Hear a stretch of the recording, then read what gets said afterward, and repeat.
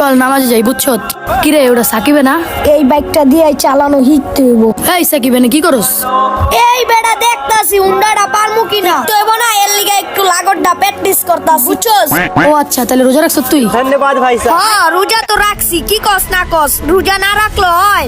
ওই বেটা সাকিব যেহেতু রোজা রাখছ তুই তাহলে মসজিদে আইজান দিছে চল আমরা নামাজ পড়তে যাই। না তুই যা, আমার একটু কাম আছিল বুঝছস। এই বেটা আইজান দিছে চল আমরা একসাথে নামাজ পড়তে যাই। ওরে কি বুঝদি?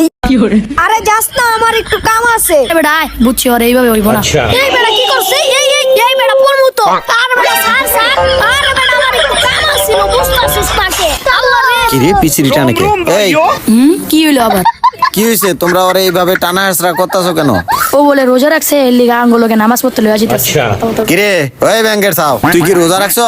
কাকা ব্যাঙের সাও কইবেন না, আসলে কি আমি রোজা রাখি নাই। হায় হায় ওই এতক্ষণ এটা কি কইলো? ওই বলে রোজা রাখে নাই। হালাই কামটা করলে কি হয় বলে রোজা নাই। দেখছো ওই তোমাদের সাথে কি বলছে? কাকা আমাদের সাথে বলছে রোজা রাখছে এর লিগে ওরে টাইন না হেসরা লইয়া যেতেছি মসজিদে বুঝছেন। তো এখন তো আমার সাথে বলতাছে রোজা রাখিনি, আর তোমরা কি বুঝো না ওই মিথ্যা কথা কইতাছে?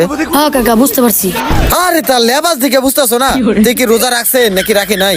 হ্যাঁ বুঝতে পারছি কাকা। ওই তো মিথ্যা কথা কইছে, বুঝো নাই? ওই যাতে হ্যাঁ তোমরাও যাও। হ্যাঁ আচ্ছা কাকা ঠিক আছে ওই চল বেটা।